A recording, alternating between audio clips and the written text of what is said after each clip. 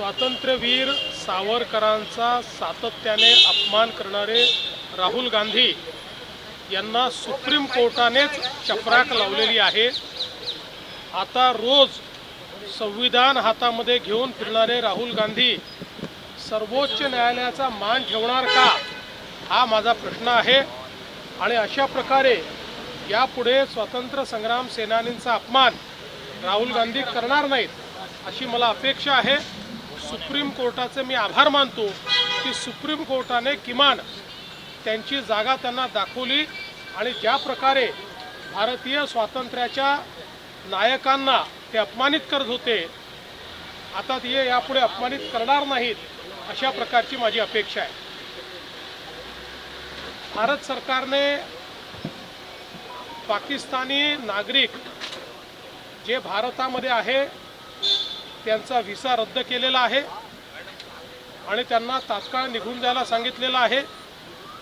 या संदर्भात असे कोण नागरिक महाराष्ट्रामध्ये आहेत याची यादी तयार झालेली आहे। आम्ही मॉनिटरिंग करतोय, सगळ्या पोलीस स्टेशन्सला देखील सांगितलेलं आहे। तात्काळ वेळेमध्ये त्यांनी देश सोडून गेला पाहिजे या दृष्टीनं पूर्ण मॉनिटरिंग केलं जाईल आणि जर कोणी त्याच्यात दिरंगाई केली तर त्याच्यावर कायदेशीर कारवाई केली जाईल। कुठल्याही परिस्थितीमध्ये पाकिस्तानी नागरिक व्हिसा कॅन्सल झालेला हा या भारतामध्ये राहणार नाही, या महाराष्ट्रामध्ये राहणार नाही। या संदर्भात पूर्ण काळजी आम्ही घेतो आहोत।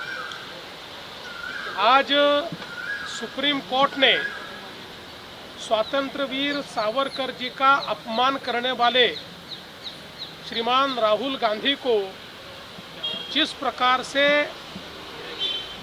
एक झन्नाटेदार चाटा मारा है, मैं इसके लिए सुप्रीम कोर्ट का बहुत आभार व्यक्त करता हूं, क्योंकि लगातार राहुल गांधी स्वतंत्र संग्राम सेनानियों का, नायकों का अपमान करते रहे हैं और जिस भाषा का भी उन्होंने इस्तेमाल किया है इससे देश बहुत आहत है। मैं अपेक्षा करता हूं कि लाल संविधान लेकर घूमने वाले राहुल गांधी अब कम से कम सुप्रीम कोर्ट के आदेश का पालन करेंगे और स्वातंत्र्यवीर सावरकर के खिलाफ ये जो उल्टी सीधी बातें वो करते हैं वो करना बंद करेंगे। भारत सरकार ने पाकिस्तानी नागरिक जो भारत में आए हुए हैं उनका वीज़ा रद्द करने का निर्णय किया है। हमने तुरंत उनकी लिस्ट प्राप्त की है। महाराष्ट्र में उनको आइडेंटिफाई किया जा रहा है। पुलिस स्टेशंस को भी इत्तला दी गई है। कोई भी नागरिक पाकिस्तानी वीज़ा लेकर 48 घंटे से ज़्यादा महाराष्ट्र में न रुके, इस दृष्टि से हमने प्रयास शुरू किए हैं और हम पूरी तरीके से मॉनिटरिंग करेंगे, उनको बाहर निकालेंगे। जो लोग ओवरस्टे करेंगे उनके ऊपर कानूनी कार्रवाई की जाएगी। सर, क्या इस बारे में अमित शाह से आपकी बात हुई है कि अमित शाह ने आपको फोन करके इस बारे में कुछ जानकारी दी है? देखिए, सम्माननीय गृह मंत्री जी से इस संदर्भ में मेरी पूरी चर्चा हुई है। इसके बारे में गृह मंत्री जी से हमने पूरा मार्गदर्शन लिया है और उसी के अनुरूप ये कार्रवाई होगी। सर, काश्मीरी पर्यटकांच्या दृष्टीनं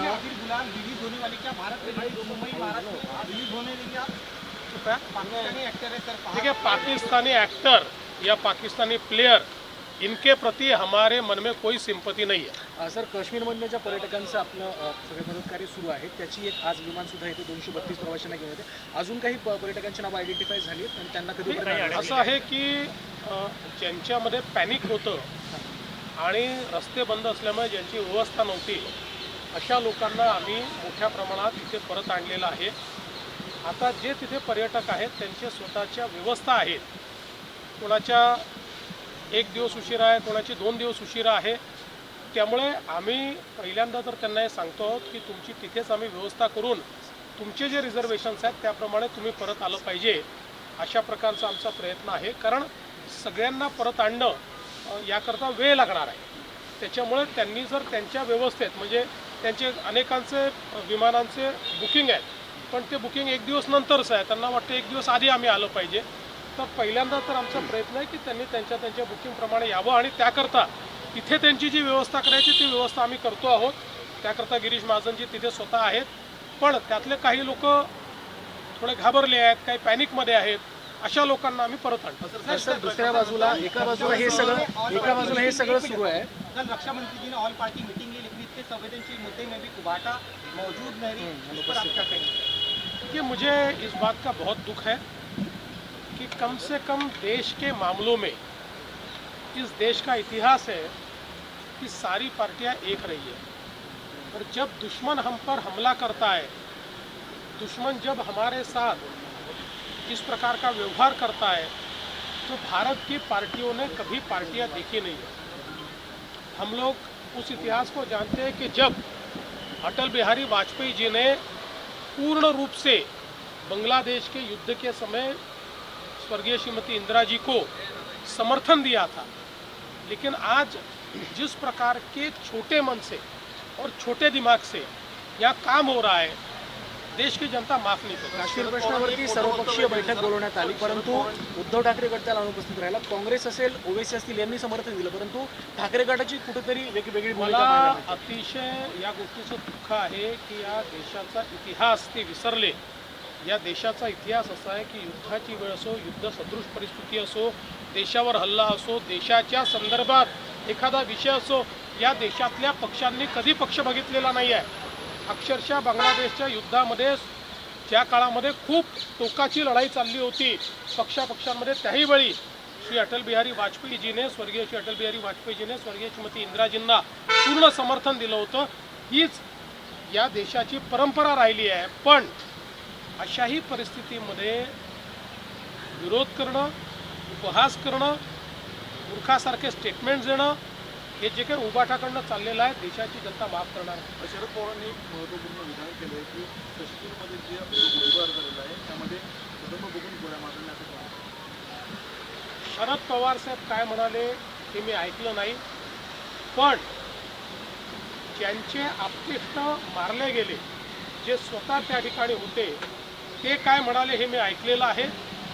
पवार साहेबांचं जर असं मत असेल तर त्यांनीही ते जाऊन ऐकावं. सर एका बाजूला राज्य सरकारकडनं हे सगळं केलं जाते, सगळी मदतकार्य राबवलं जाते, विमानं पाठवली जातात, परंतु महायुतीतलेच खासदार आहेत शिवसेनेचे नरेश म्हस्के यांनी असं म्हटलं की जे लोक कधी विमानात बसले होते त्यांना आम्ही परत आणलं. कुठेतरी उपहासात्मक टीका केली. मला असं वाटतं की बोलताना कदाचित त्यांची जीभ घसरलेली असेल, अनेक वेळा बोलताना आन उडत नाही, त्यामुळे त्यांचं हे वक्तव्य काही योग्य नहीं है. त्यांनी असं वक्तव्य करू नये. सर मोदी जी ने कहा है कि जिन्होंने हमला किया उन्हें जमीन में गाड़ देंगे, पूरा देश इंतजार कर रहा है करे जवाब का. आप बतौर भारतीय नागरिक को 12 से 20 लोगों की मौत हुई, आप क्या उम्मीद करेंगे? ये मैंने अक्सर ये देखा है, मोदी जी जो बोलते हैं वो करते हैं.